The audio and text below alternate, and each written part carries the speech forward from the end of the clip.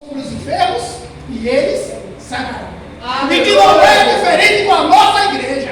Por quê? Porque Deus, Ele já nos deu a autoridade no céu e na terra para acontecer aquilo que Ele tem determinado na nossa vida, como ministério, como a palavra, como a unção de cura, como o arrependimento do pecado.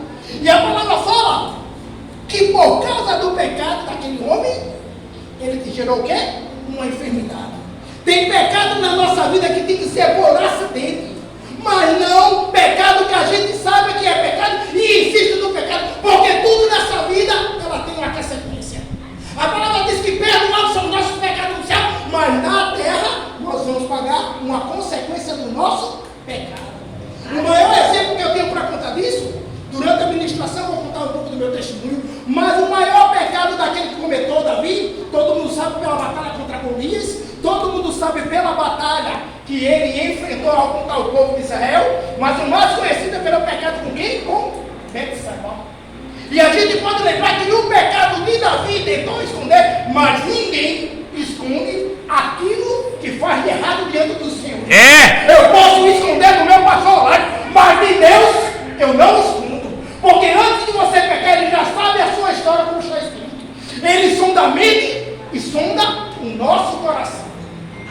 E a palavra fala que aquele paralítico tinha ficado paralítico por consequência de um pecado. Ainda que seja perdoado na terra, mas tem consequência no céu. Tem perdoado no céu, mas tem consequência na terra, como foi o pecado de Davi com Batseba. Que muitas das vezes a gente aprecia muito o que é muito, mas a gente pouco valoriza aquilo que é nosso. E aquilo que Deus deu a gente é uma aliança que permanecerá até o último dia da nossa vida. E a palavra fala que aquele paralítico procurava o quê? Um cura, um milagre da parte de Deus. Mas quem poderia fazer aquele milagre? Quem poderia fazer aquilo que necessitava aquele enfermo? A Bíblia diz que Ele é médico dos médicos, Senhor do Senhor. E toda a terra está prostrada diante da glória do Pai que é nesse lugar. E a palavra fala que Ele é todos arrubiaram, porque Jesus era cercado por quem? Por multidão. E a multidão impedia que Ele se aproximasse para receber o quê? A sua cura. Assim a gente pode citar também nessa ministração a cura do tanque de Betseba. E a gente pode reparar que a multidão cercava Jesus, porque aonde o nome de Deus está, faz a diferença. Aonde o profeta de Deus está, faz a diferença no meio e no céu. Aonde se titula a presença do Senhor, porque tem palavra que vem do alto, da boca do profeta, mas tem palavra que vem bem quentinha na boca do profeta, que Deus assina. E não será diferente, porque a palavra ela vai dizer que Ele deu autoridade. E a autoridade nós temos que ir posse diante da autoridade aqui na terra. A gente não pode deixar os filisteus tentar envergonhar o corpo de Cristo nessa noite. A gente não pode deixar o evangelho cair diante dos olhos do Senhor. E a palavra fala que aquele homem precisava de um milagre chamado cura. Aleluia! Precisava de um milagre chamado cura. Qual é a cura nessa noite que você necessita? Aleluia! Aleluia! Qual é a cura que você precisa receber uma resposta e ser liberado?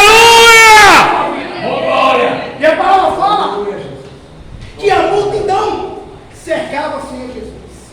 Que a multidão pelejava porque queria receber o quê? O milagre. E tem milagre na nossa vida que não depende de Deus.